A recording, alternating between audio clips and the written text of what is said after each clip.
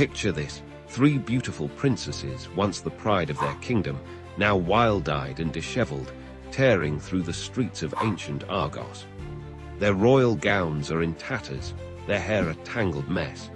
They shriek and howl, convinced they've been transformed into cows.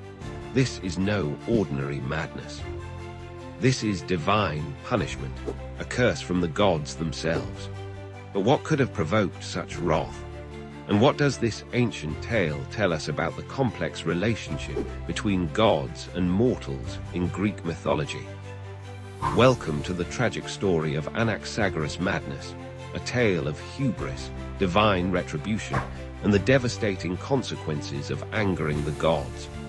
Our story begins in the sun-drenched kingdom of Argos, ruled by King Protus. The king was blessed with 3 daughters, Lysippe, Iphano, and Iphianassa. These princesses were renowned throughout Greece for their beauty, grace, and royal bearing. But as we'll soon see, even the most blessed can fall victim to the capricious nature of the gods. Now, you might be wondering, who is Anaxagoras? In this context, Anaxagoras isn't a person, but rather another name for King Protus himself. Some versions of the myth refer to the madness afflicting his daughters as Anaxagoras madness, linking the king's name to the tragic fate that befell his children. As our princesses grew into young women, they became not just beautiful, but prideful.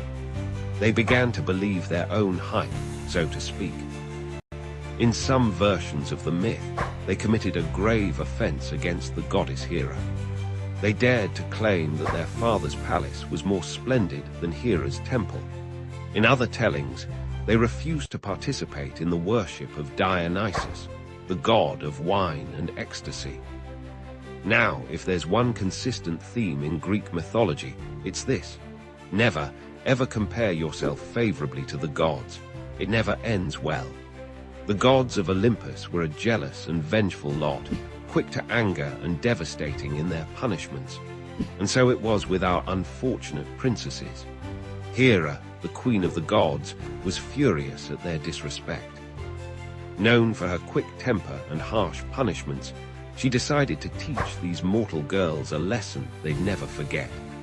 With a wave of her divine hand, she cast a curse of madness upon the 3 sisters. In other versions, it was Dionysus who punished the girls for refusing to join his cult.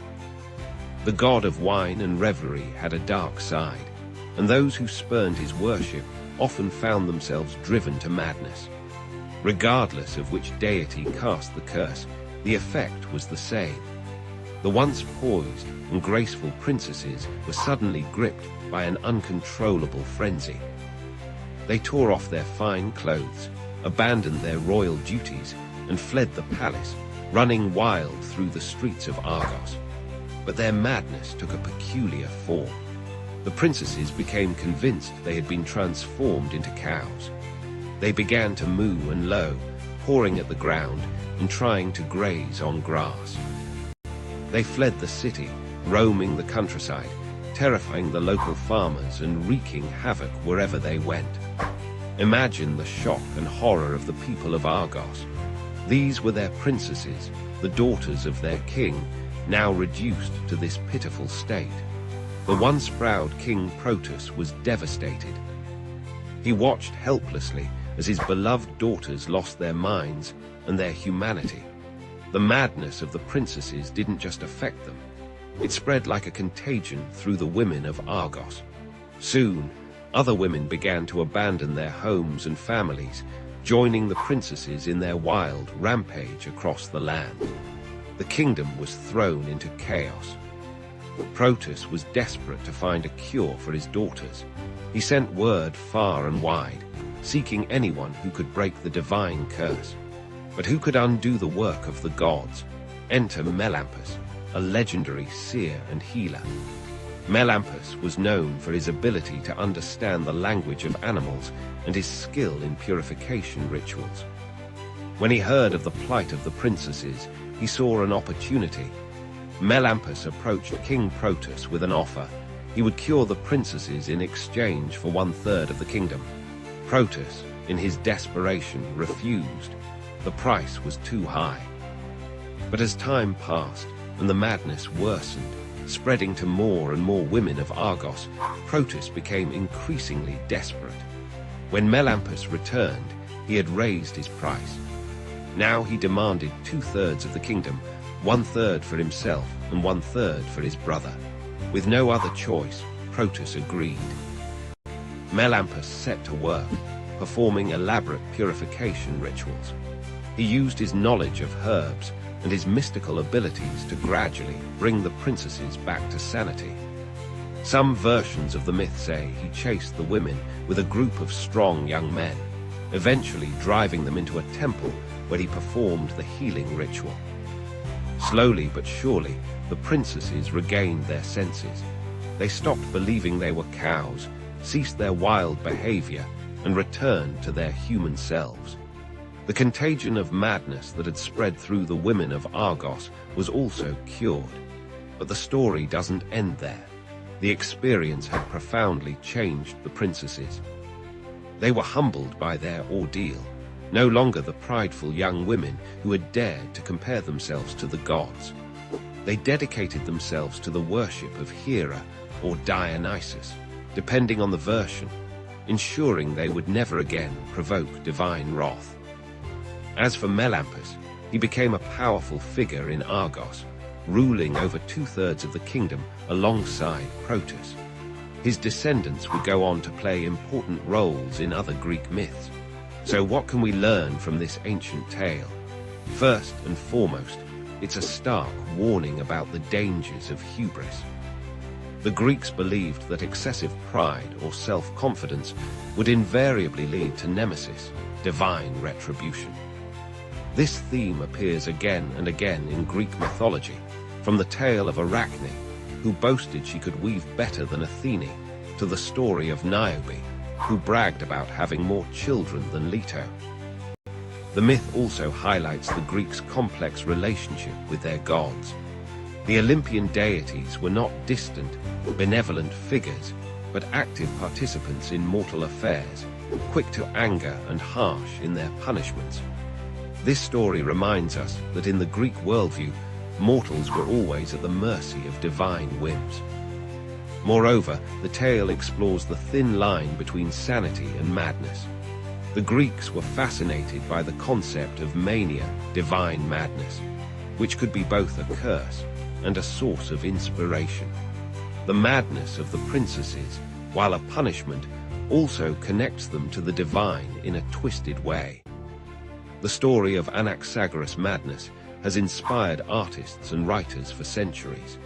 It's been depicted in ancient Greek vase paintings, referenced in classical literature, and reinterpreted by modern authors.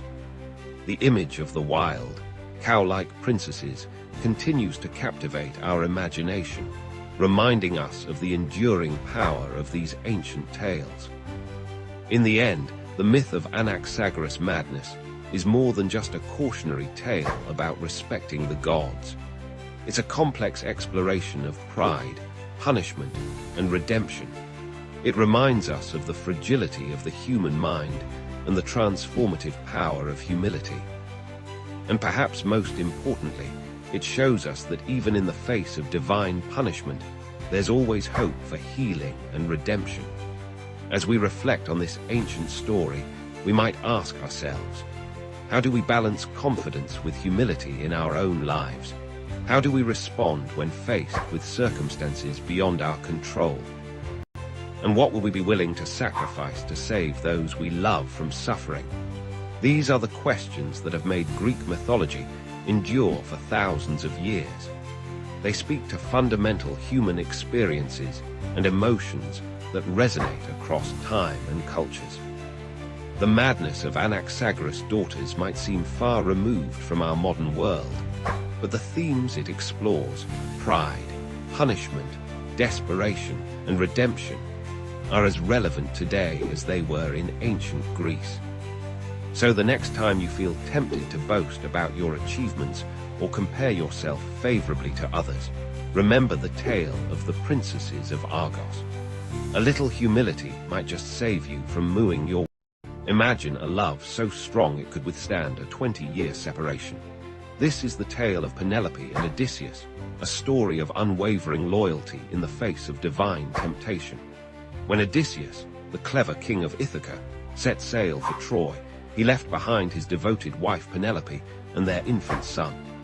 Little did they know their separation would last 2 decades. As Odysseus faced monsters and gods on his journey home, Penelope fought her own battles. Besieged by suitors wanting her hand and kingdom, she used her wit to keep them at bay. She promised to choose a new husband once she finished weaving a shroud, but each night she secretly undid her day's work. Meanwhile, Odysseus found himself trapped on the island of the enchanting nymph Calypso. She offered him immortality and eternal youth, but Odysseus longed for home and his mortal wife. Even Calypso's divine beauty couldn't sway his heart. The gods finally intervened, forcing Calypso to release Odysseus. After many trials, he returned to Ithaca in disguise. Penelope, ever cautious, tested the stranger claiming to be her husband. Only when he proved his identity did she embrace him, their reunion a testament to the power of true love and fidelity. This timeless story reminds us that real love can overcome any obstacle, be it time, distance, or even the allure of godly temptation. What would you sacrifice for love? Would you betray your family, your city, your entire world? This is the story of a princess who did just that, forever changing the course of history. In the world of ancient Greece, where gods and mortals intertwined, stood the mighty city of Troy. Its towering walls, said to be built by the gods themselves, had withstood countless sieges. But as we'll soon discover, sometimes the greatest threat comes from within. Our tale begins in the 10th year of the Trojan War, a conflict that had raged for a decade, pitting the great heroes of Greece against the defenders of Troy. The war had started when Paris, a Trojan prince, stole away with Helen, the wife of a Greek king. Now, the shores of Troy were lined with 1,000 Greek ships, their warriors determined to bring Helen home and Troy to its knees. But our story isn't about Helen, Paris, or the famous heroes like Achilles and Hector. It's about a lesser-known figure, Laodicea, a Trojan princess, daughter of King Priam and Queen Hecuba. Laodicea was known for her beauty and her devotion to Troy. Yet, fate had other plans for her. One day, as Laodicea stood on the walls of Troy, watching the battle rage below, her eyes met those of a Greek warrior.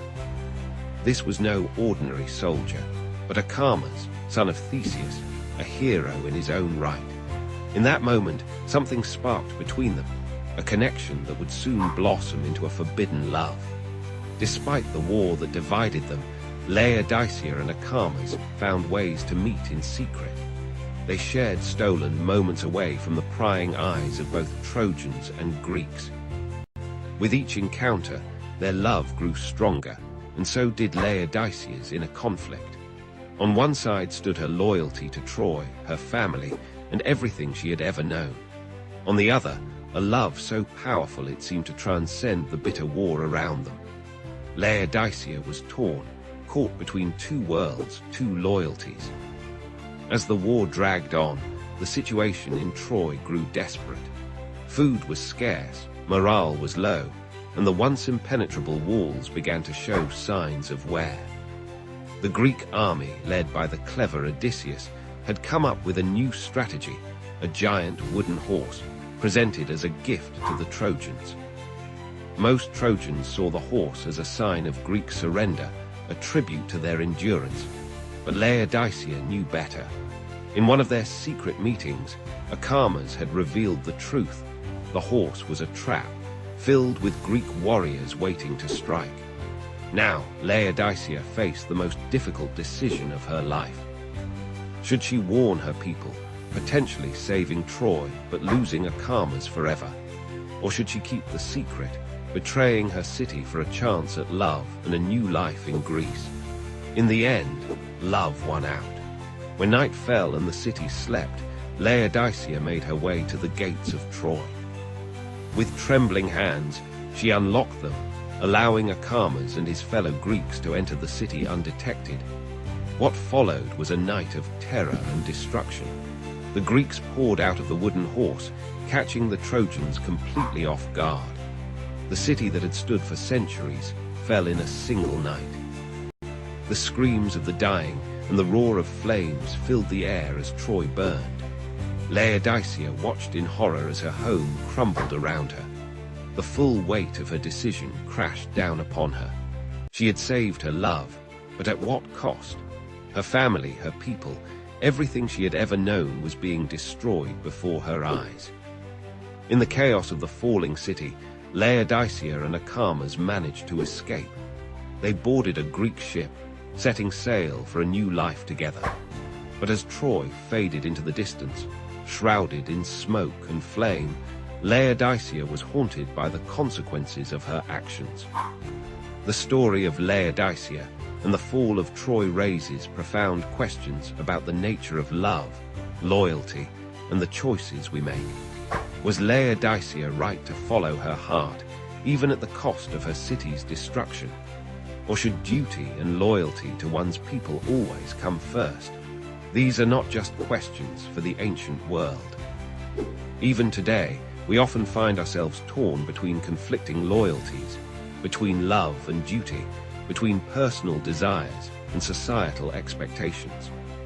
Laodicea's tale reminds us that our choices, especially in matters of the heart, can have far-reaching consequences. The fall of Troy marked the end of an era in Greek mythology. It was a pivotal moment that spawned countless other stories: the wanderings of Odysseus, the tragedy of Agamemnon, the founding of Rome by Aeneas. And at the heart of it all was Laodicea's fateful decision. In the years that followed, Laodicea's story was told and retold. Some portrayed her as a tragic heroine, torn between love and duty. Others saw her as a cautionary tale about the dangers of betrayal. Greek playwrights and poets would revisit her story, exploring the complexities of her choice and its aftermath. The tale of Laodicea and the fall of Troy has echoed through the centuries, inspiring artists, writers, and thinkers. It has been depicted in ancient pottery, Renaissance paintings, and modern literature. The image of Troy burning, with Laodicea and Achamas fleeing by ship, has become an enduring symbol of love's power to both create and destroy. But perhaps the most important legacy of Laodicea's story is how it reflects our own struggles with difficult choices. We may not be princesses or warriors, and the fate of cities may not hang in the balance, but we all face moments where we must choose between competing loyalties. Do we follow our hearts, even if it means hurting those close to us? Do we prioritize our own happiness over our obligations to others?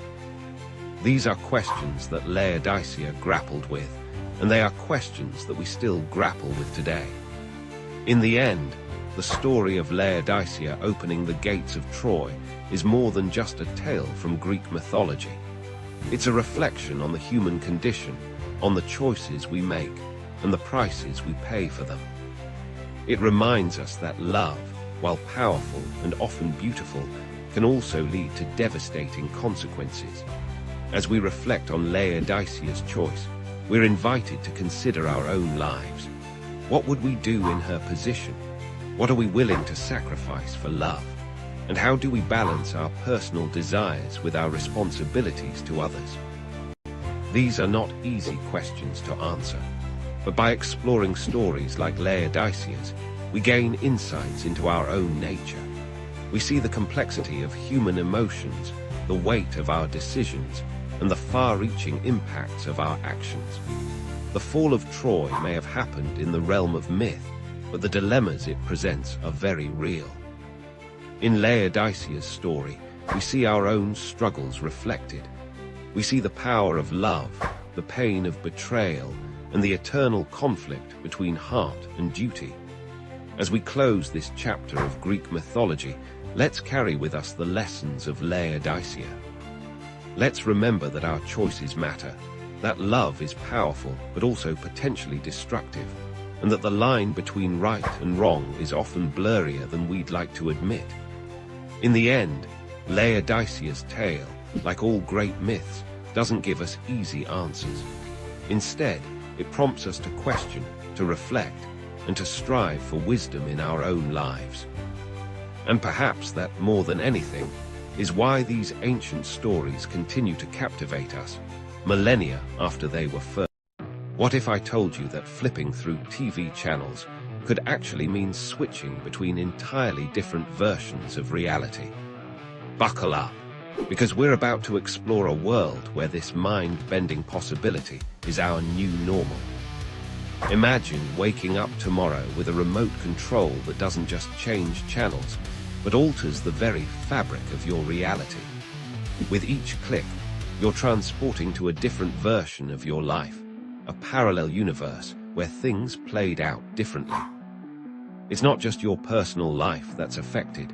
You can surf through alternate histories, futures, and even fantastical realms that defy our current laws of physics. At first glance, this ability seems like a dream come true. Curious about how your life would have turned out if you'd taken that job in Tokyo? Click. Wonder what the world would look like if the dinosaurs never went extinct? Click. Want to experience a reality where humans have evolved gills and live underwater? Click. The possibilities are literally endless. But let's dive deeper into the implications of this reality surfing ability. One of the most immediate and obvious consequences would be a revolution in the entertainment industry. Traditional TV and movies would become obsolete overnight. Why watch a scripted show when you can experience countless real alternate realities? The concept of binge watching would take on a whole new meaning as people spend hours, even days, exploring different versions of reality. However, this leads us to a less obvious but potentially more significant effect: the psychological impact of seeing alternate versions of our lives. Imagine witnessing a reality where you made different choices and ended up significantly happier, more successful, or with a completely different family.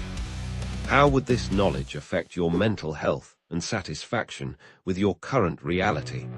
This brings us to an intriguing second-order effect, a fundamental shift in how we make decisions.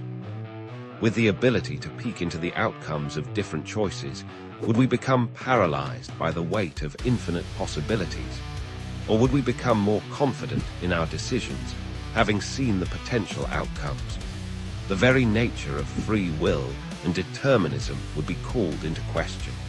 But here's where things get really interesting. What if, in the process of surfing through realities, we discover that our actions in one reality can have ripple effects in others? This could lead to the emergence of reality brokers, individuals or organizations that specialize in navigating and manipulating the complex web of interconnected realities. Take a moment to consider the ethical implications. If you could prevent a tragedy in another reality by making a small change in your own, would you do it? What if that change negatively impacted your life?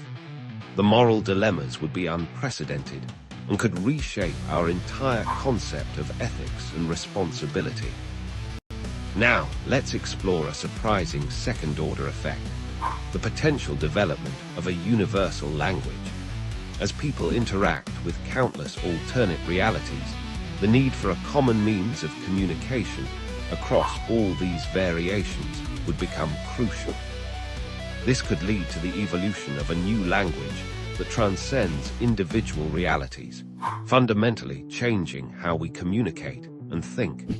But it's not all rosy in this multi-reality world. Consider the possibility of addiction to reality surfing. People might become so obsessed with exploring alternate lives that they neglect their primary reality.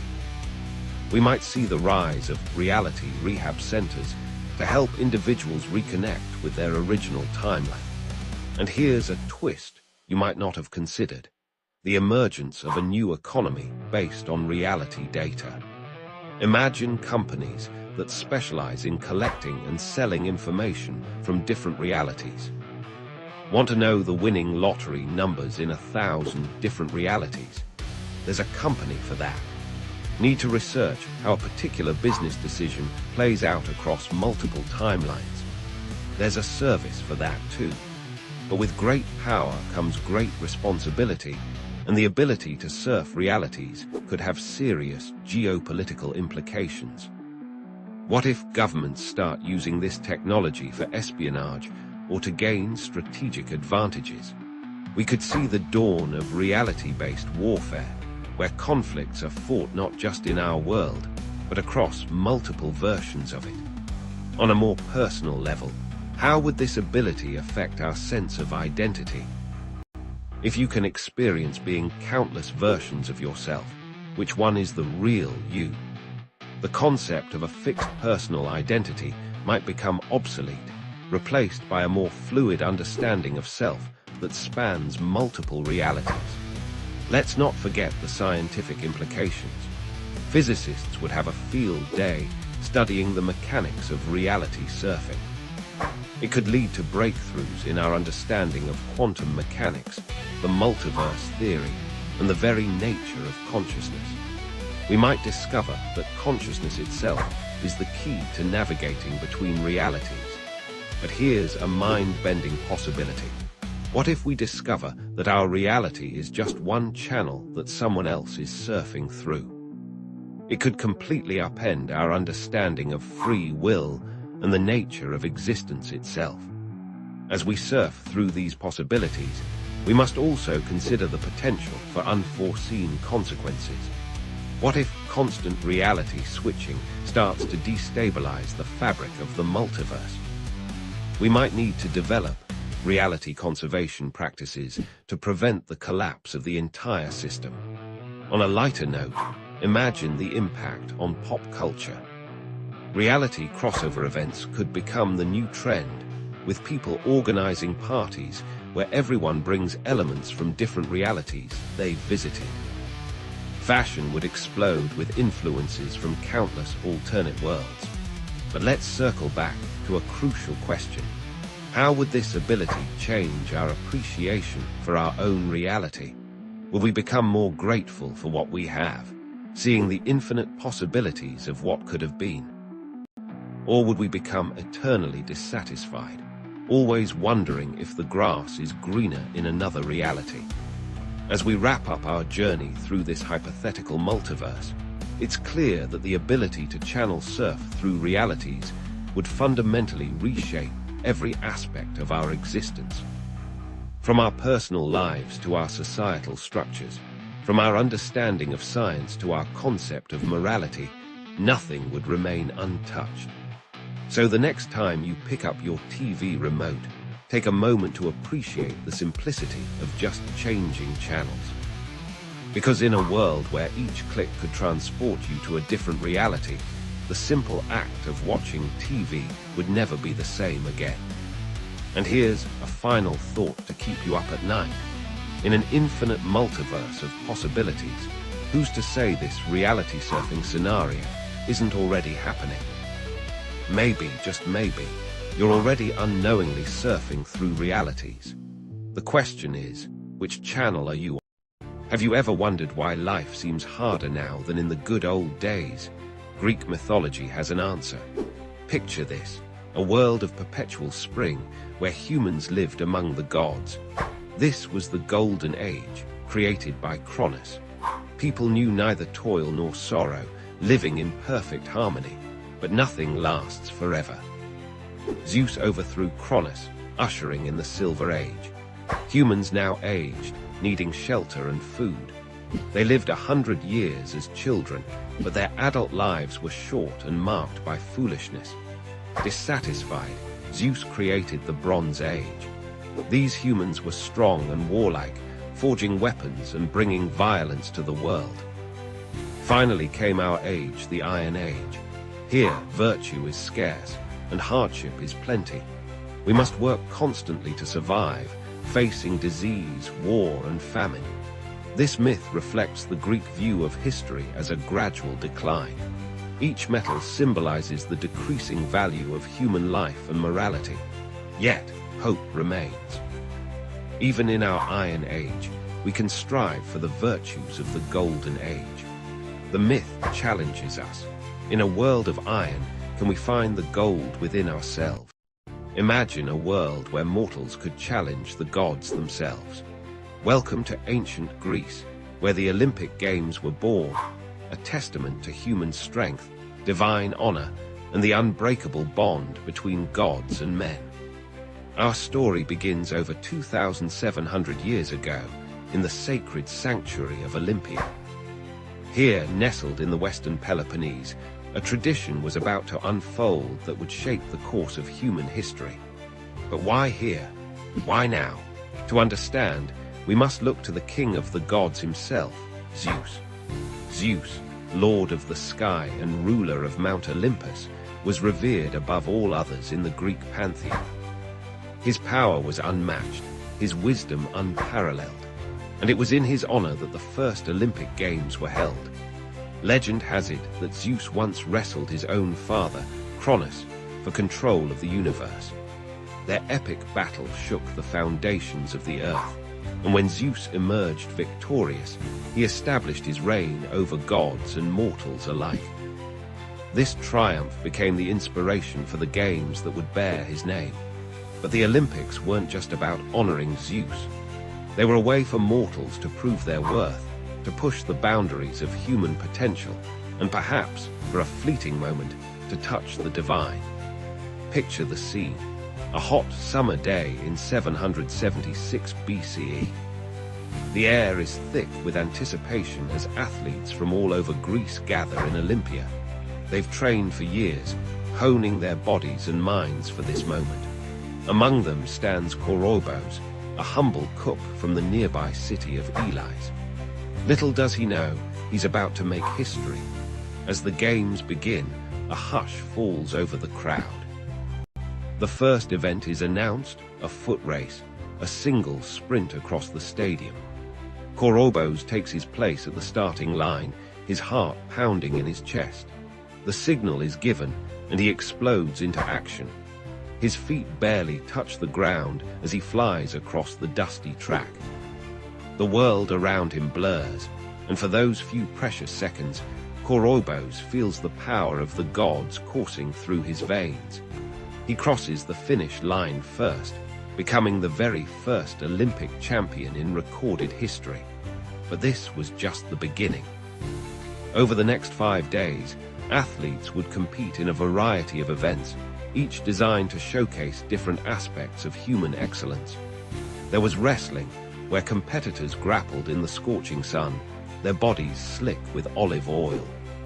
The discus throw, where athletes launched a heavy stone disc, aiming for distance and precision. And the long jump, where competitors leapt with weights in their hands, defying gravity itself. Yet the most prestigious event was the pentathlon, a grueling test of all-around athletic ability. It combined running, jumping, wrestling, discus throwing, and javelin throwing. The winner of this event was considered the ultimate athlete, a mortal who had achieved a level of perfection worthy of the gods themselves. As the games progressed, something remarkable happened. The competition transcended mere physical prowess. It became a celebration of the human spirit, a showcase of determination, discipline, and the relentless pursuit of excellence. But the Olympics were more than just a sporting event. They were a sacred ritual, a time when all of Greece came together in peace.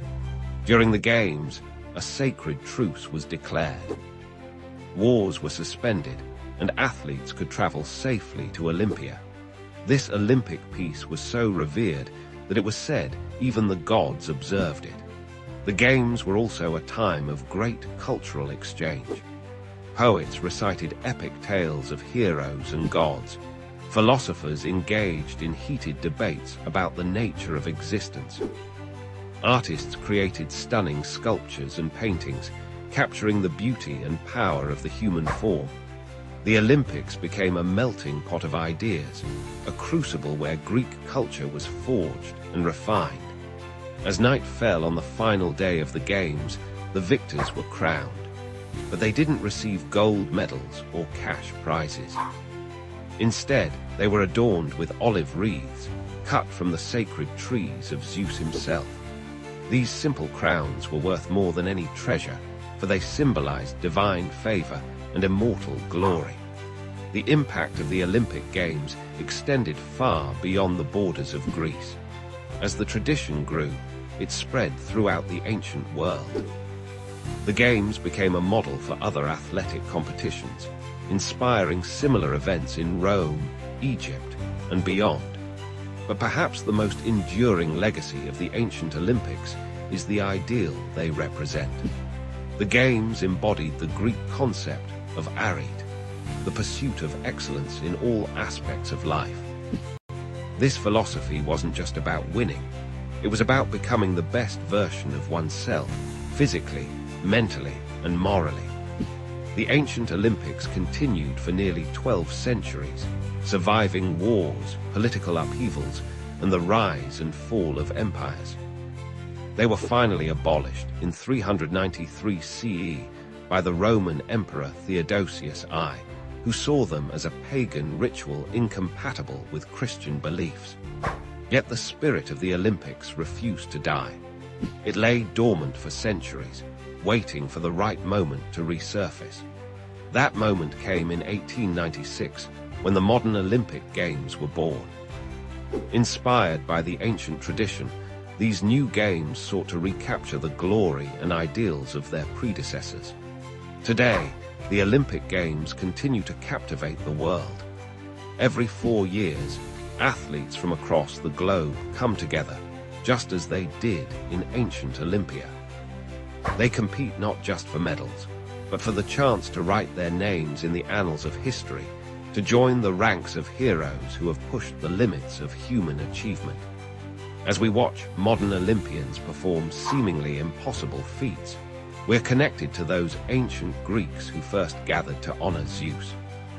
We're reminded that the human spirit is capable of incredible things, that with dedication and perseverance, we can all touch the divine. The story of the first Olympic Games is more than just a tale from Greek mythology. It's a testament to the enduring power of human ambition, the unifying force of friendly competition, and the timeless quest for excellence.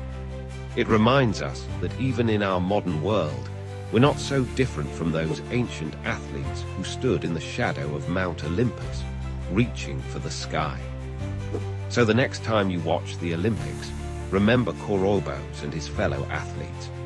Remember the sacred olive groves of Zeus and the hallowed grounds of Olympia.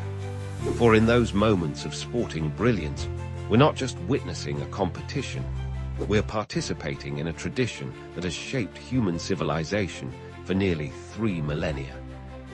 The Olympic flame continues to burn brightly, a beacon of hope and inspiration for all humanity. It challenges us to be faster, higher, and stronger, not just in sports, but in all aspects of our lives. And in doing so, it keeps alive the spirit of those first games, where mortals dared to compete in. Imagine being offered eternal life, youth, and the love of a goddess. Now imagine turning it all down. Sounds crazy, right? But that's exactly what one of ancient Greece's greatest heroes did. This is the story of Odysseus and Calypso, a tale of temptation, loyalty, and the power of home. Our story begins on the shores of a mystical island called Ogygia, hidden somewhere in the vast expanse of the Mediterranean Sea. It's here that we find our hero, Odysseus, legendary king of Ithaca and veteran of the Trojan War. But he's not the triumphant warrior you might expect. Instead, he's a shipwrecked sailor, the lone survivor of yet another disaster in his long and troubled journey home. As Odysseus drags himself onto the beach, exhausted and alone, he has no idea that he's about to face one of the greatest challenges of his epic odyssey. For this island is the home of Calypso, a powerful nymph whose name means to conceal. And conceal she will, keeping Odysseus hidden from the world for 7 long years. Now, you might be wondering, who exactly is Calypso? In Greek mythology, she's the daughter of the Titan Atlas, forced to hold up the sky for eternity.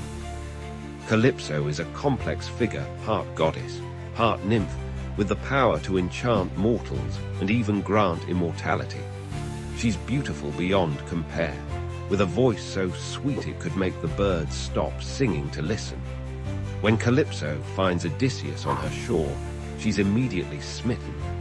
Here, at last, is a companion to share her isolated existence. She takes him to her cave, a palace of crystal columns and blooming vines, where fountains of pure water flow and the air is always sweet with the scent of cedar and incense. Calypso offers Odysseus everything: comfort, luxury, and her undying love. She even promises him the ultimate gift: immortality. Imagine never growing old, never fearing death, living forever in a paradise with a beautiful goddess. It's an offer that would tempt even the strongest-willed mortal. But Odysseus is no ordinary mortal. He's the man of 1,000 tricks, the great strategist of the Trojan War, and the king who's been trying to return to his kingdom for a decade. More importantly, he's a man with a wife waiting for him back home. Penelope, Odysseus' wife, is a legend in her own right. For 20 years, she's been fending off suitors who want to claim Odysseus' throne, believing him dead. She's used every trick in the book to stay faithful, including weaving a burial shroud by day and unraveling it by night, promising to choose a new husband only when the shroud is finished. It's the thought of Penelope that keeps Odysseus going. Every day he sits on the shore of Calypso's island, staring out at the sea, his eyes filled with tears as he longs for home. He's surrounded by beauty and offered eternal life, but his heart remains in Ithaca. This stalemate continues for 7 years. 7 years of Calypso's love and Odysseus' refusal. 7 years of luxury and longing. But the gods of Olympus are watching, and they're about to intervene. Athene, the goddess of wisdom and Odysseus' divine patron, pleads his case to Zeus, king of the gods. She argues that it's not right for a mortal hero to be kept against his will, even by a goddess. Zeus agrees and sends Hermes, the messenger god, to Ogygia with orders for Calypso to release Odysseus. Imagine the scene: Hermes, with his winged sandals, flying across the sea to this hidden island. He lands on the shore and makes his way to Calypso's cave. The nymph is not happy to see him. She knows why he's there, and she's not ready to give up her mortal love. Calypso argues passionately. She points out the unfairness of the gods, who allow themselves to take mortal lovers but forbid goddesses from keeping mortal men.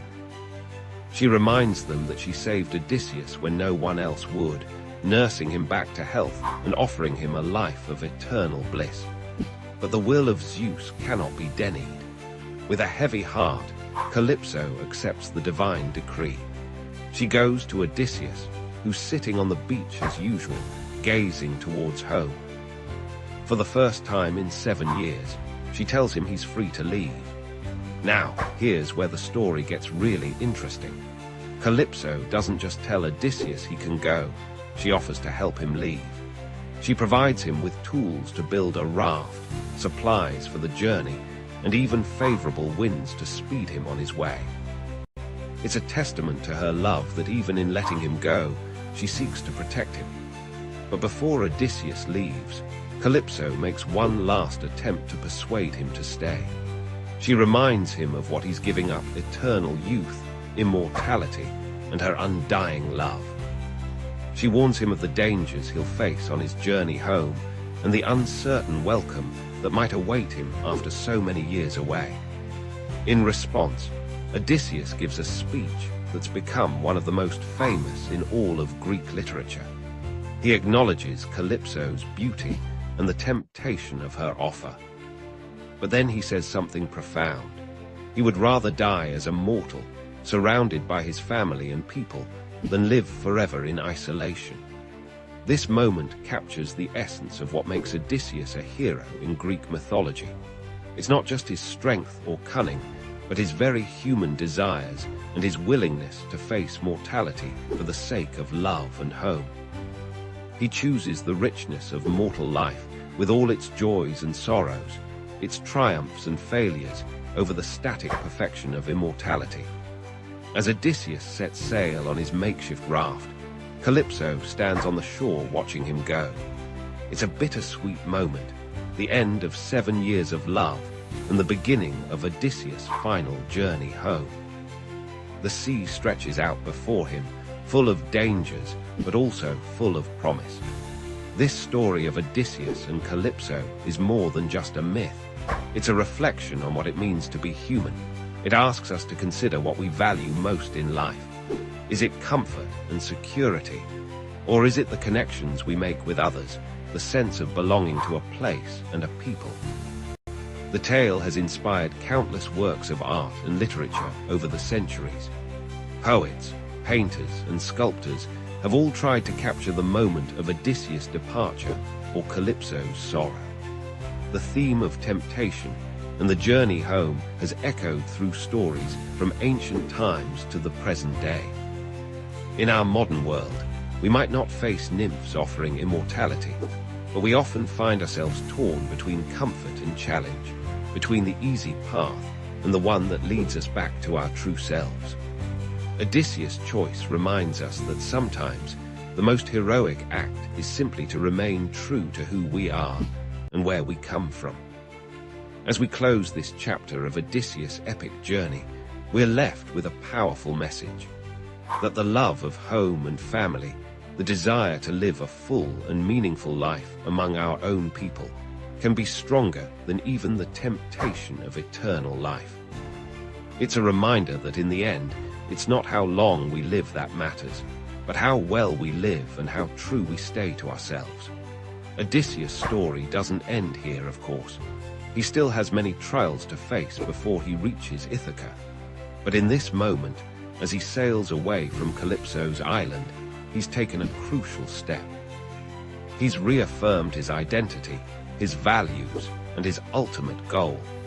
And in doing so, he's shown us all what it truly means to be a hero. What if the entire universe existed within a single grain of sand? This mind-bending concept isn't just a flight of fancy, but a glimpse into the profound wisdom of ancient Hindu philosophy. Welcome to the world of the Upanishads, where the boundaries between the infinite and the finite blur, revealing the hidden nature of reality itself. The Upanishads are a collection of philosophical texts that form the theoretical foundation of Hindu spirituality. Composed over 2,500 years ago, these sacred scriptures contain some of the most profound insights into the nature of existence, consciousness, and the universe. At their core lies a revolutionary idea: the relationship between the bounded and the boundless, the finite and the infinite. Imagine you're standing on a vast, endless ocean. The water stretches as far as the eye can see in every direction. This ocean represents Brahman, the ultimate reality, infinite and all-encompassing. Now scoop up a handful of water. This handful represents you, me, and everything we perceive in our finite world. The Upanishads teach us that just as the water in your hand is identical to the water in the ocean, our individual consciousness is, in essence, the same as the infinite consciousness of Brahman. This concept is encapsulated in one of the most famous Upanishadic statements, thought-provoking, or that thou art. It means that your true self, your innermost essence, is one with the ultimate reality of the universe. It's a profound declaration of unity, suggesting that the divine is not something external or separate from us, but the very core of our being. But how can we, limited beings, comprehend the infinite? The Upanishads offer us a beautiful analogy. Picture a pot made of clay. The pot has a distinct shape, size, and purpose. It's finite and bounded, but what is it made of? Clay. The clay exists before the pot, gives the pot its form, and remains after the pot is broken. In this analogy, the clay represents Brahman, the infinite reality, while the pot represents all finite forms and beings in the universe. This brings us to another key teaching of the Upanishads, the concept of Maya, or illusion. Maya is what makes us perceive the world as separate, distinct entities rather than as manifestations of the same underlying reality. It's like watching a movie and getting so engrossed that you forget you're looking at a flat screen. The characters and events seem real and separate, but they're all projections of the same light source. The Upanishads don't just present these ideas as abstract philosophy. They bring them to life through dialogues and stories. One of the most famous is the conversation between the sage Uddalaka and his son Svetaketu. Uddalaka asks his son to bring him a fruit from a nearby banyan tree. He then asks Svetaketu to break it open. "What do you see inside?" Uddalaka asks. "Tiny seeds, father," Svetaketu replies. "Break one of the seeds open. What do you see now?" "Nothing, father." Uddalaka then delivers the profound lesson. "My son, that subtle essence which you do not perceive there, in that very essence stands the being of the huge banyan tree.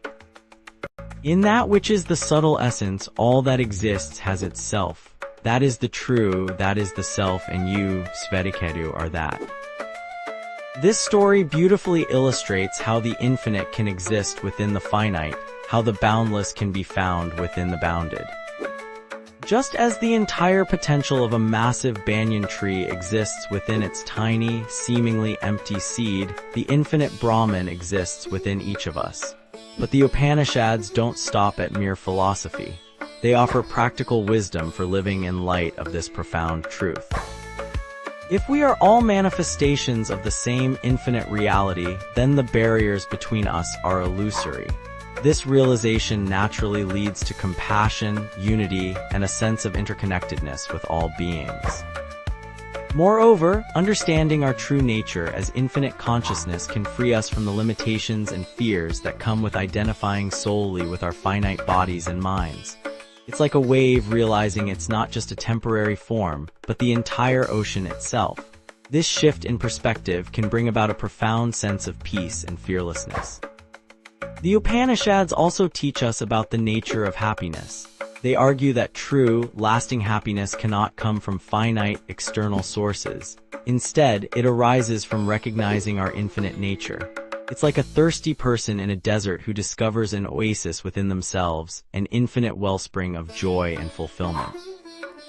However, the Upanishads acknowledge that this is not an easy truth to grasp or live by. Our senses and minds are naturally drawn to the finite world of forms and differences. That's why the texts emphasize the importance of spiritual practices like meditation, self-inquiry, and devotion. These practices are designed to peel away the layers of illusion and help us experience our true, infinite nature. One of the most powerful methods the Upanishads prescribe is the practice of neti, or not this, not this. It involves systematically negating all that is finite and changeable to arrive at what is infinite and unchanging. It's like peeling an onion layer by layer until you reach the core, or in this case, until you realize that you are the core itself. The relationship between the infinite and the finite as described in the Upanishads has profound implications for how we understand life, death, and the nature of reality. If our true self is infinite and eternal, then death loses its sting. The Upanishads compare it to a river merging with the ocean, not an end, but a return to our true, boundless nature. Moreover, this philosophy offers a unique perspective on the meaning of life. Instead of seeing life as a journey from birth to death, the Upanishads present it as an opportunity for self-realization, for the finite to recognize its infinite nature. It's like a game of cosmic hide-and-seek, where the infinite plays at being finite, only to rediscover its true self. As we conclude our exploration of this profound teaching, let's return to our initial question. What if the entire universe existed within a single grain of sand? The wisdom of the Upanishads suggests that this is not just a fanciful idea, but a profound truth about the nature of reality. The infinite exists within the finite, the boundless within the bounded, waiting to be discovered. In our modern world of fast-paced change and apparent fragmentation, the timeless wisdom of the Upanishads offers a refreshing perspective. It reminds us of our inherent unity, our boundless potential, and the profound peace that comes from recognizing our true nature. As we navigate the complexities of our finite existence, may we carry with us this eternal truth, that in our deepest essence we are infinite, we are boundless,